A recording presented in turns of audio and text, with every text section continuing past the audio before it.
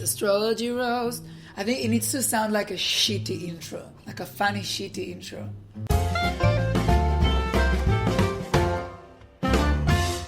Hi everyone and welcome back to Astrology Roast. My name is Karen. My name is Itai, and we're here. We are here and so glad to be here with you yet again for another jam-packed episode of Astrology Roast. You know, maybe your favourite podcast, maybe your fifth favourite podcast, but hopefully one that you listen to on the reg. It's definitely my favourite podcast. It's definitely one of my top three, for sure. My top three. I like, I comment, I subscribe.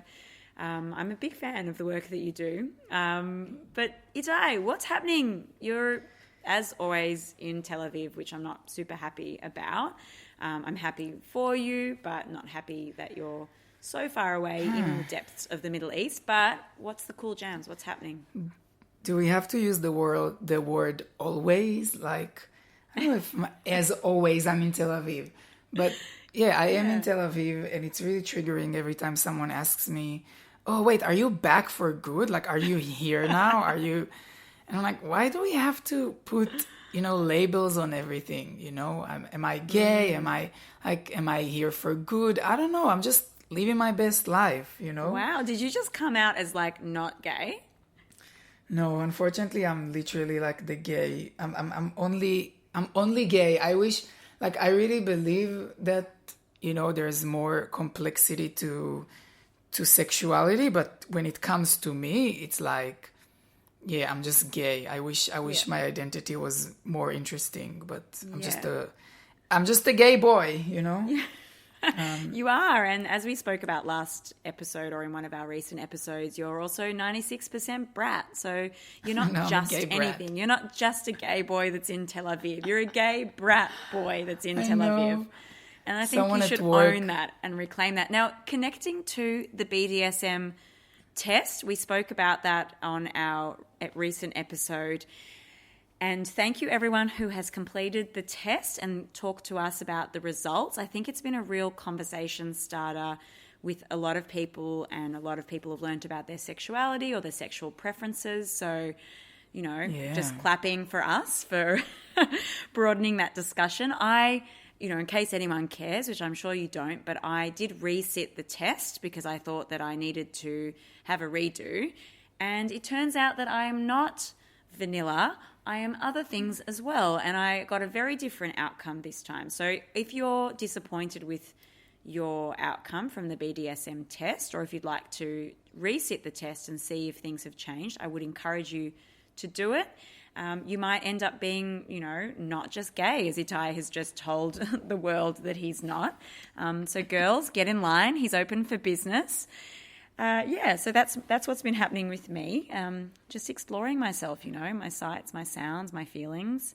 Yeah. That's great. I really like the idea of taking the test again, because often we do these online tests and we kind of we're scared that for the result, and we're like, wait. The beautiful thing about the internet is that you can just refresh the page and it just go again. But still don't get the idea that the internet is something that you can clear and clean. Anything that you put up there is there forever. Everything that you send. So if you ever send nudes, my tip is face pictures separated from other body parts. So never have your face with the body part that you don't want people then to blackmail you for, So it's either the dick, it's either the ass, or it's either the face or vagina or boobs, whatever you want. Never two in the same pic. The two shall never meet. The two shall never meet. But and if you're a vanilla person and you're thinking, I've sent someone a link to a Spotify song that I thought that they should listen to, or I sent them a photo of a cute dog that I've walked past, don't stress. You won't get blackmailed for those things, so you're safe. Everyone else that's not vanilla, as I was on the BDSM profile test, you should be very, very afraid because, the world is watching and recording. Everything. Yes, and taking screenshots of everything. I know I am. Okay. I'm so excited to dive into this fortnightly episode because it's been an idea for a while, and today we're going to just go over the 12 signs, and we're going to say what is the most of each sign, the most of each sign's behavior that we experienced in the past 2 weeks. So everyone, we're gonna talk about you. So if you go through our podcast experiencing like, oh my God, they never talk about us, Taurus, we will talk about you today. And we're gonna give you, little tidbits. Is that a word? Yeah, tidbits. Little tidbit. Yeah, little tits and bits about every sign. Awesome. So let's dive right in. And I might just add, I love the concept or the phrase diving in, because it's not something I would ever actually do in a real scenario next to a body of water. I would never dive into water without, with my hands in the air and feeling free and fearless. I would always, dip a little toe in and then maybe put a little leg in and then run out and then sit and then dip a little 2 toes in. So I love that in this podcast and in the internet and in all my favorite safe spaces, I get to dive in and exactly. embody that self. But anyway, in the interest amazing. of the podcast, let's dive. Let's crash in. So Aries, we're going to start off with Aries because they are the beginning of the zodiac. And I was actually reflecting today, Itai, to you about how I really have felt a lack of Aries energy in my life. Like, you were a very key Aries role in my life, and you're obviously sometimes living in Tel Aviv. I don't know where else you seem to be living, but you're being very vague about that. But sometimes you're gay, sometimes you're living in Tel Aviv.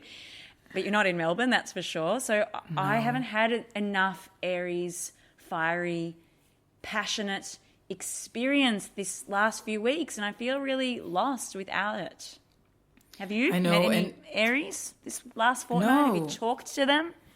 No, and I really came to the realization that Aries people are like white girls that want to be special. And the white girls that say, I don't have a lot of female friends. Like, I really get along with boys.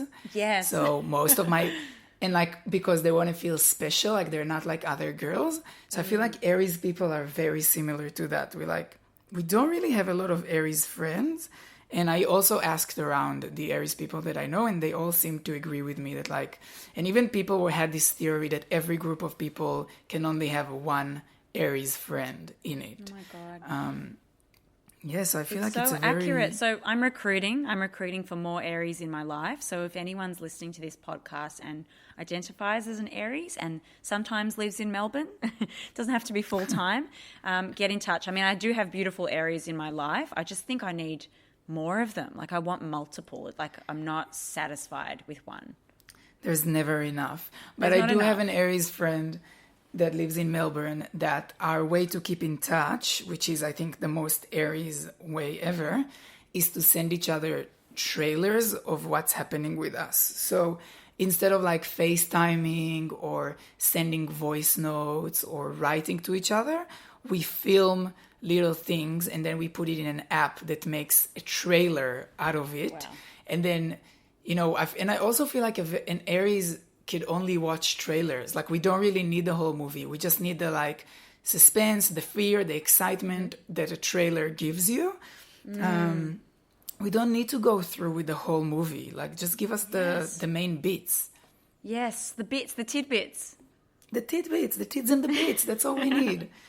So I think the Aries is... and I like that about us. I like that when my Virgo moon holds on to shit and, tries to analyze every little thing, the Aries is like, let's get with the program. Let's move forward. Let's just have this new trailer-like energy, which is so very true. Nice. And whilst I maybe don't interact with as many Aries as I would like to, sometimes I forget that I'm actually an Aries ascendant.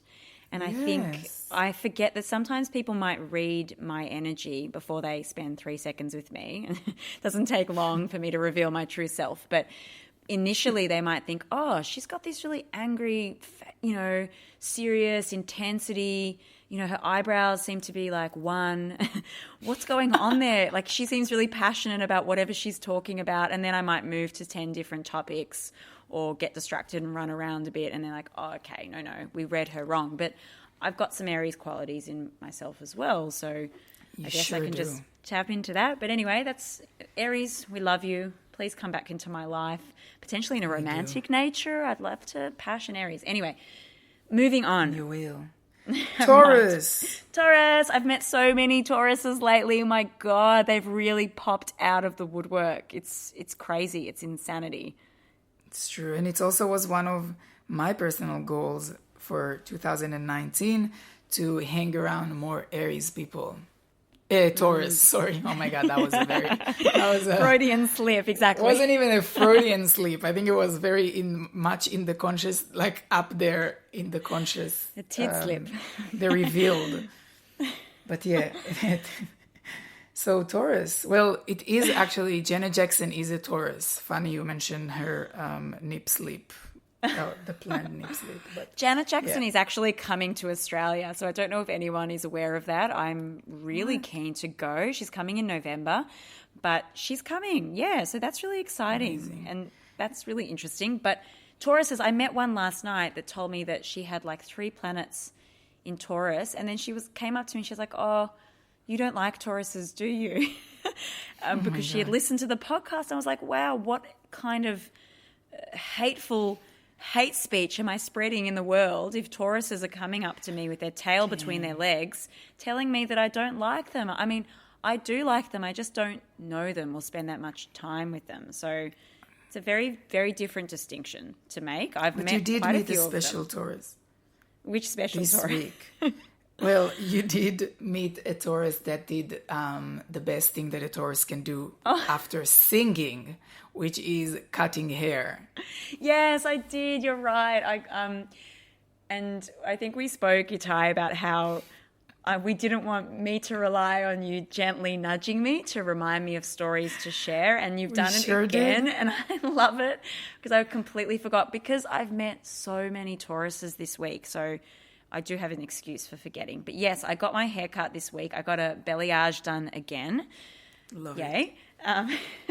It kind of looks like I haven't really gotten anything done. It took 4.5 hours, and so my blood sugar levels were getting really low. But yes, the person cutting my hair was a Taurus with purple hair. I think she was about 17 or something. She seemed very young and very cute and had, you know, big cute glasses on. And she told me that she was a Taurus and she's in a relationship with a Leo.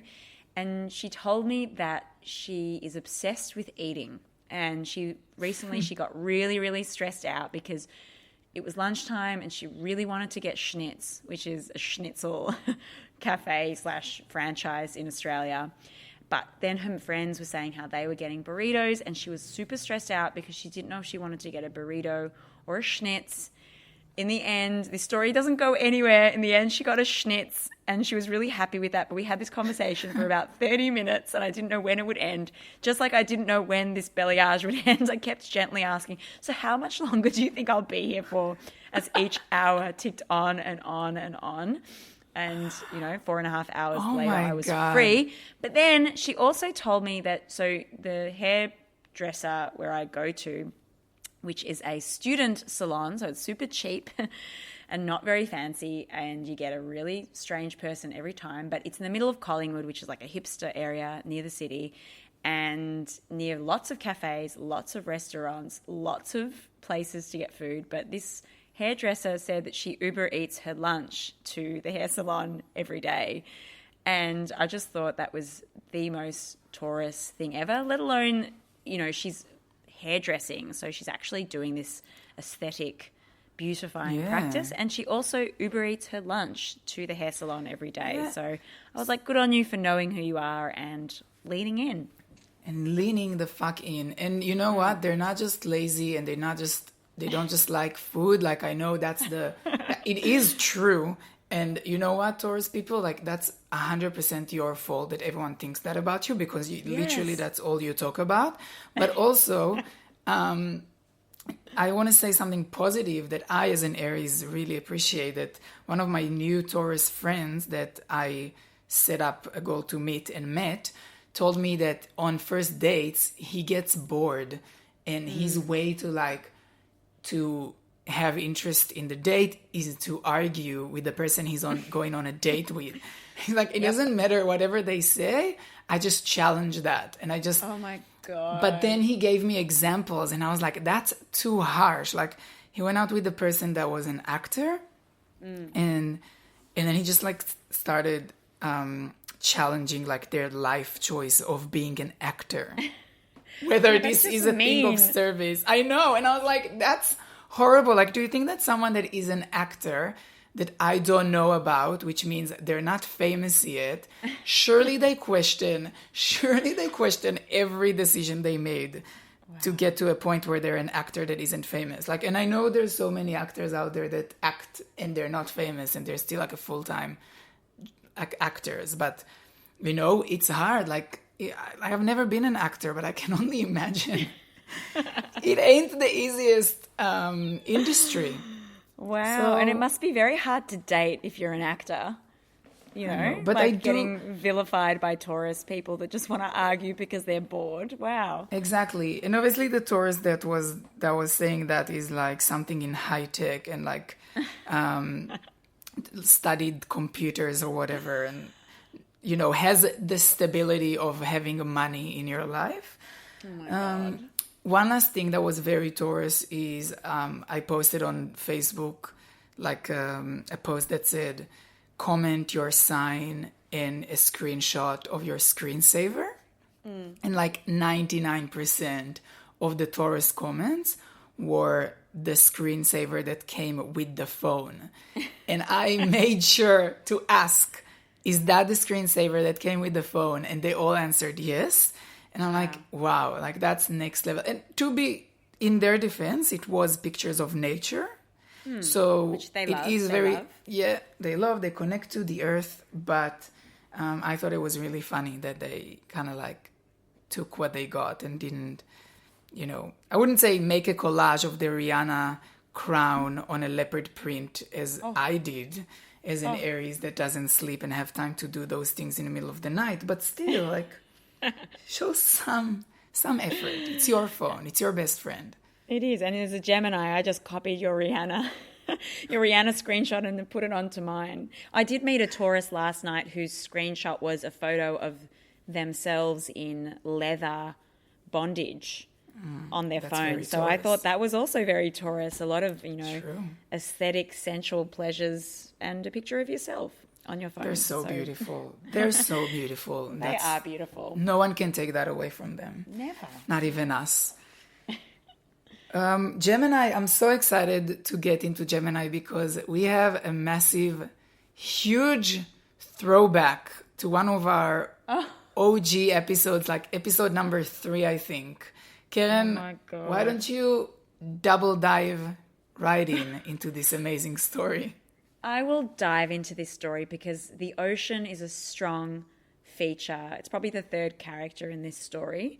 So yes, in our earlier episodes, I spoke about a Gemini man who I met whilst traveling on a road trip, fondly known as the NSA road trip. So I went on a no strings attached road trip with you, Itai, with, you know, our Leo friend Lauren, her Gemini boyfriend Yair. We also joined up with, you know, my Aries friend Kate, Libran friend Nikki. Heaps of people featured in this no strings attached road trip, and it was the adventure of a lifetime. But the biggest exciting thing of this road trip was that I met a person or a boy that looked like Jesus. He was traveling in a van. And I, for some reason, because I was in Sydney, got so confident because I really become a different woman when I'm in Sydney.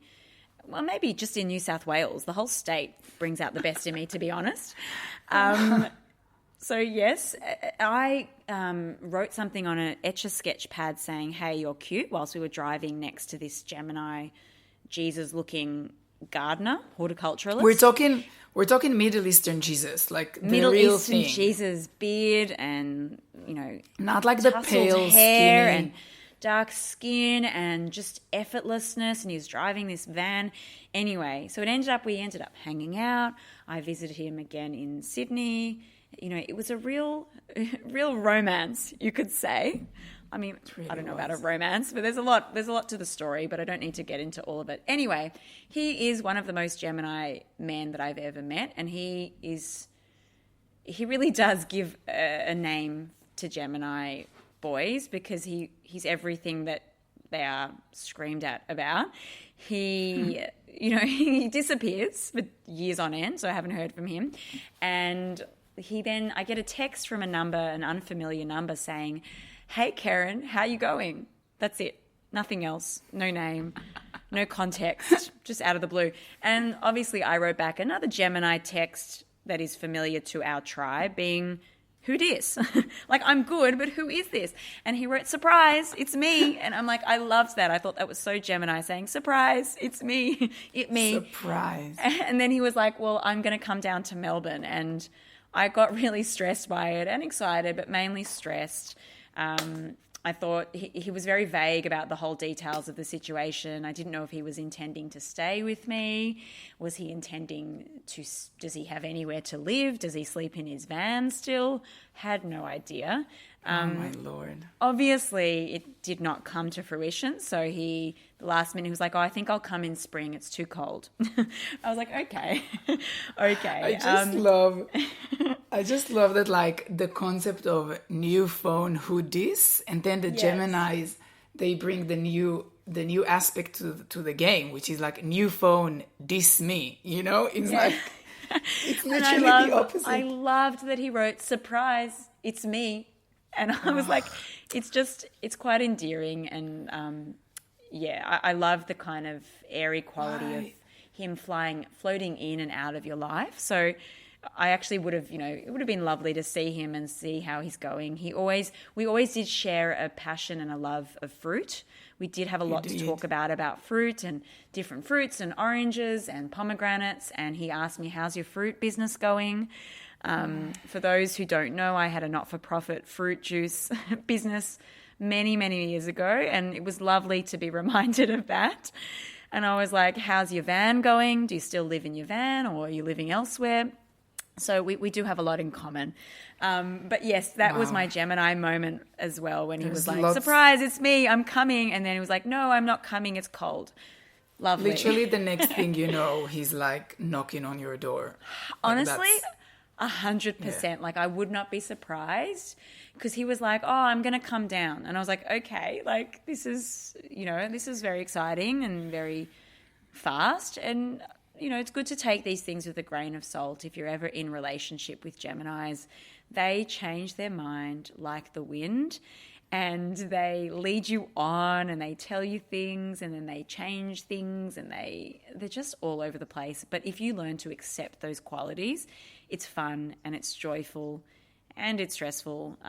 But yes, that was my first experience. It's kind of like dating myself, which is a horrifying thought. So anyway, that was my Gemini experience. Ty, did you have any Gemini experiences? You're living with another Gemini, which is very triggering for me. I am living with another Gemini. You are living in Tel Aviv, or is this in your other countries of residence? Wherever I am. No, but yeah, I am living with another Gemini, and it's really fun.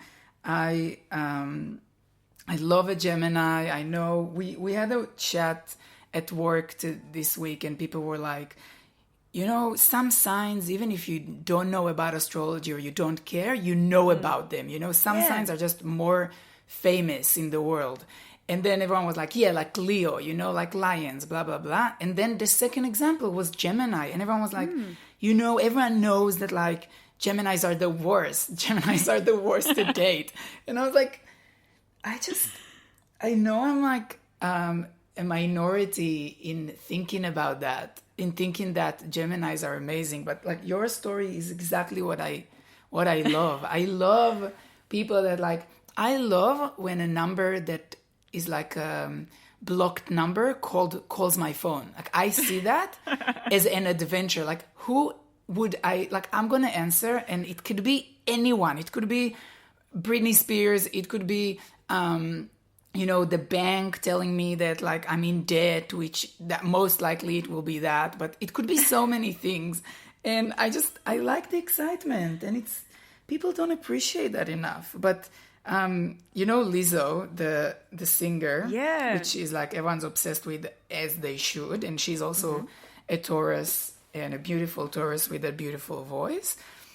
She has a song called Soulmate, which is really incredible because she's obviously singing about how she is her own soulmate, which is taking my idea or Charlotte's idea from Sex and the City that we should be each other's soulmates to the next level, which we should be ourselves soulmate. But she starts the song with saying, yeah, the old me used to love a Gemini like a threesome, fucking with him every night. A lot of two-faced people show me both sides. So I figured out I gotta be my own type, which is... Oh my goodness. Really, only a relationship with a Gemini could lead you to a place where you just want to date yourself and not have an interaction with human beings ever again. Okay, and an but Aquarius. Look, that's one... that is one interpretation of that song, because the first line is about she's dating a Gemini and it's like a threesome. So you get 3 lovers for the price of maybe half a normal person.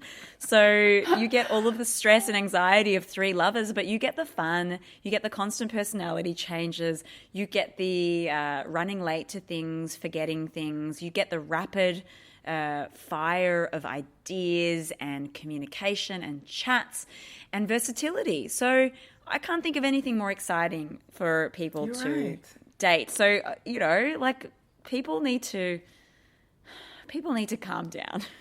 Calm down and just let love in. Let love in. Maybe you're putting up barriers. Exactly. Let love in. From Geminis, we're moving forward to Cancerians. Oh my God. Look, I got a lot to say about Cancerians at the moment, but my lips are sealed. Lips are sealed. I can't say a lot about them. So mysterious. I can't say a lot about them. That's all I can say. Well, but I've got a lot to say. I'm learning to love Cancerians. As you know, I have a difficult relationship with Cancerians because we clash in the place that I'd rather people tell me exactly what they think and vice versa. And Cancerians love to talk in riddles. Yes. And that is, and like if they come up and they say, hey, let's play a game. I have criticism for you. You need to guess what it is. Maybe I will get into it in the sense of like, it's a fun game and I want to win. But if you just come and say like, and start speaking in riddles, like I get pissed off. So that's hard. Yeah. And that's on me. No, that's actually not on me. That's on them. That's on them, yes. But I do have a funny story about a Cancerian and astrology in general, because someone wrote on one of the astrology Facebook groups a story, and that person was like, this is the game. I'm going to give you a story and you need to guess the sign of the person. And let me tell you, no one got it wrong. Everyone got it spot on right because it was so easy. So this is the story. You and your partner are together for a long time. Throughout this whole time, your partner's mother and you don't get along. And that's an understatement. Why? Oh. She's overprotective and jealous to her son, like over the top. Which means comments, looks, breath, like things, mumbling things under her breath, and so on. This whole thing has been going on for over a year. What star sign is the mother and why? Well, can I take a guess? Look, you know what? Cancer. You know why it's 100% a Cancer? Which, there's a couple of obvious points in that conversation, but when you said this has been going for over a year, and Cancerians play that fucking long game. My gosh, they have the patience. They have the patience. They will riddle you. They will play with you. They just keep going. They won't stop, and you could be going in this circle, in this cycle with them for about 50 years. And look, if it sounds like I'm talking from personal experience, I might be. But go on, Itai. Tell us more. You come from a long lineage of Cancerians. I do. And I was celebrating one of my most favorite Cancerians' birthday the other day, my grandmother, my Slovakian grandmother, who I love dearly, dearly. And we had a birthday party at the Jewish old age home where she lives. And she was dead set against the whole thing. She hated every second of it. She thought that the rabbi from the old age home had thrown her under the bus by revealing her birthday. She didn't figure that maybe we had planned this a couple of weeks in advance. But no, the rabbi, she mentioned something to the rabbi and she thought, he must have. I mean, mind you, I wouldn't trust him as far as I could throw him. But she pulled me down and she said, Karen, when I'm dead and buried, you can tell people that I didn't agree to this.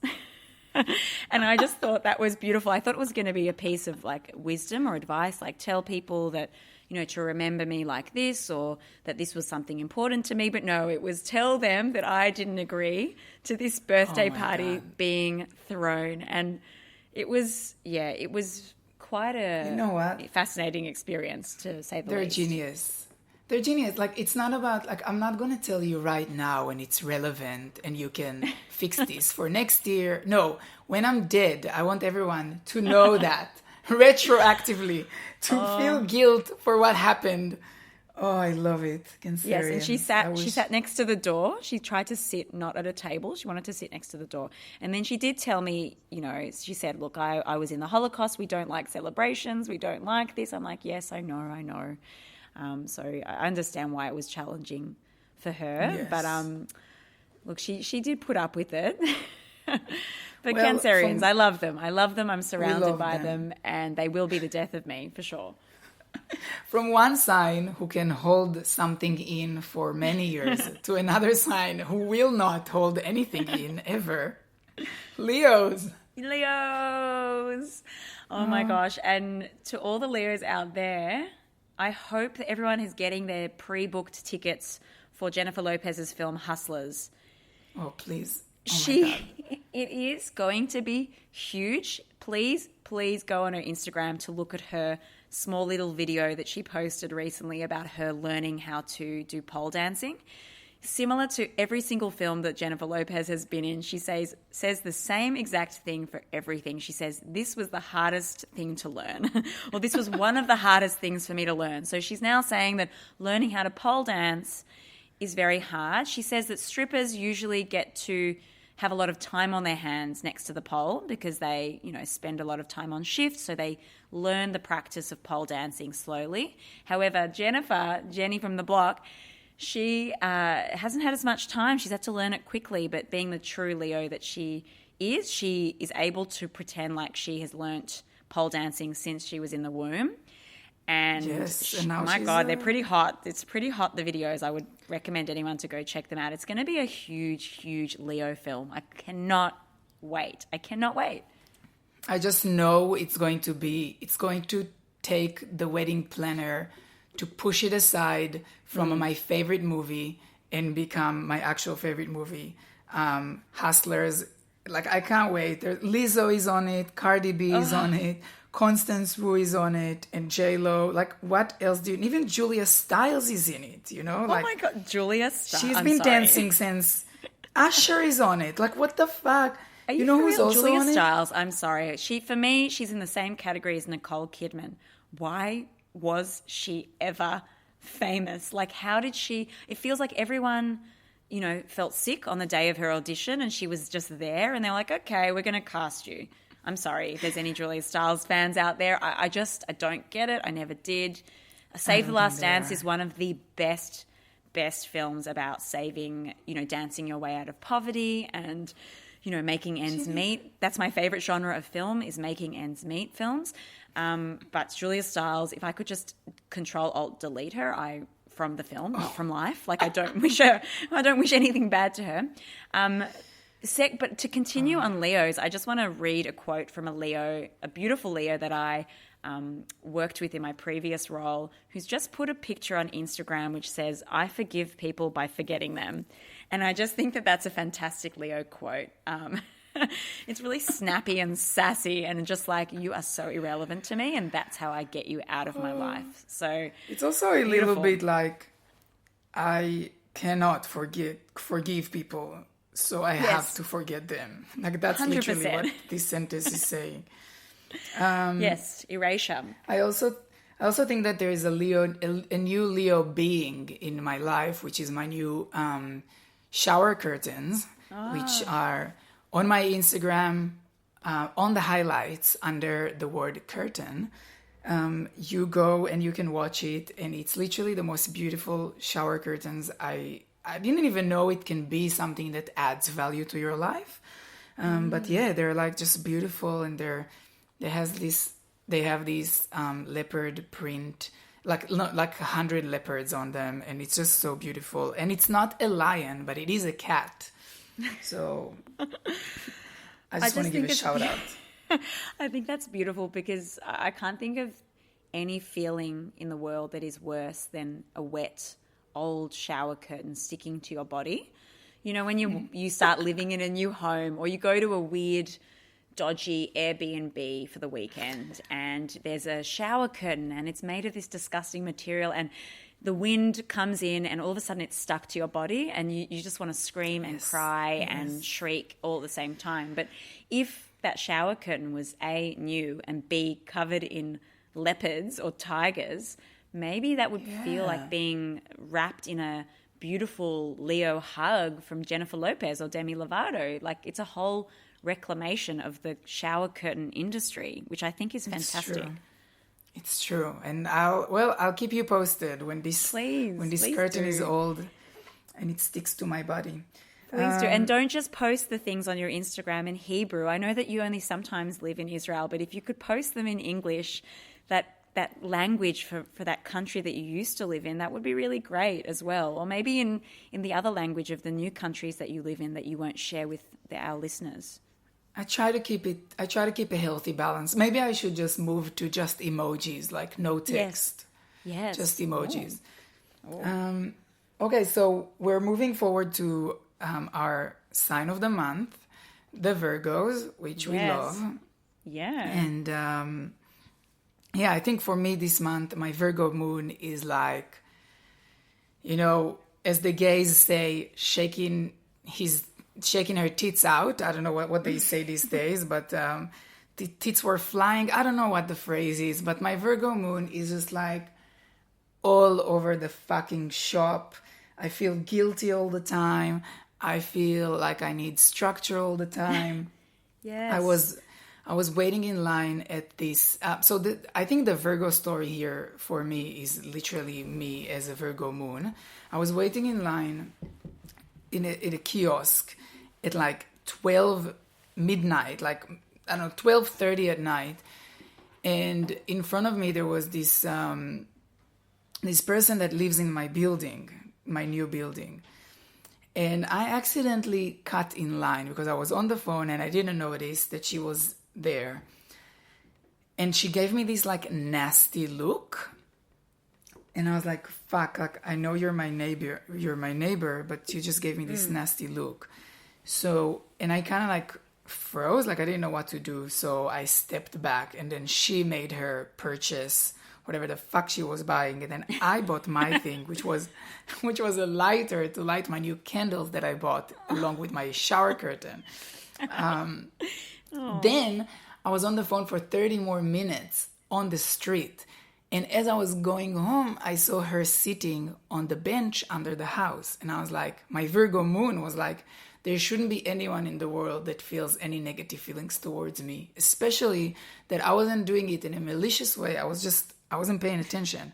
So I walked up to her and I was like, hey, I'm really sorry that I cut you off 30 minutes ago in that kiosk. I was just like, I didn't pay any attention. And I was like super candid and, you know, very vulnerable. And in my books. And then she just gave me another nasty look and she was like, whatever. And I was like, okay. I felt so bad. Like I felt like I made it worse. Wow. That was horrible. Yeah, it's hard for you with your Virgo moon. It really entraps you in like, I don't know, miserable. I don't know her context. Like, I really don't know. Maybe she was a Cancerian that was cut in line like 100 times before. Like, I don't know what her context was, but I just really wished she could have forgiven me on that night. And you'll never get it. I would like to say a very controversial statement about Virgos. Yeah. I think they're really hot. I think that they're sexy, and I just came to this now. I just had to think about it whilst you were chatting. We literally talked about it on our last episode. Did we? I think that... Yeah, we talked about Keanu Reeves.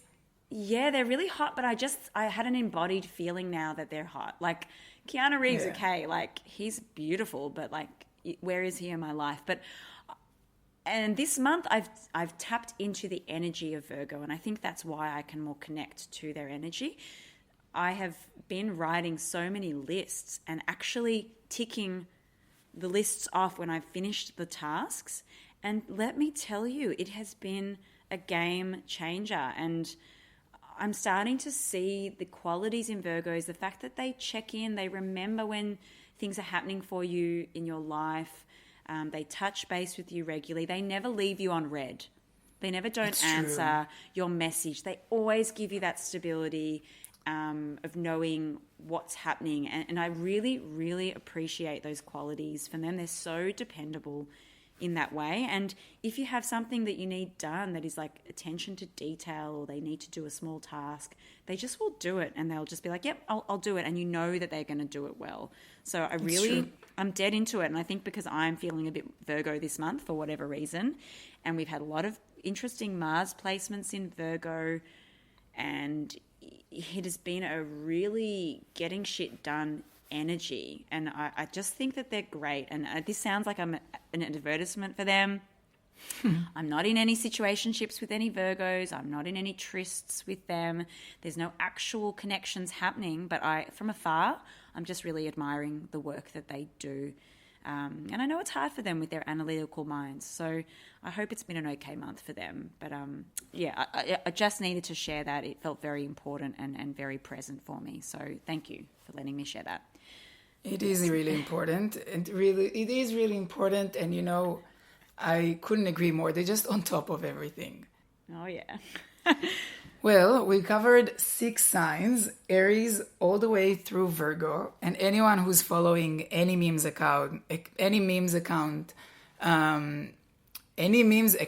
what's wrong with me? Every memes accounts on Instagram knows that we post 6 signs and then we post another 6 signs. So in all fairness to the other 6 signs of the zodiac, we're going to give them the same attention, and we're going to give them their own episode. So this is our part 1 for the most of every sign, Aries to Virgo, and soon we're going to release the part 2 that we are going to record right now.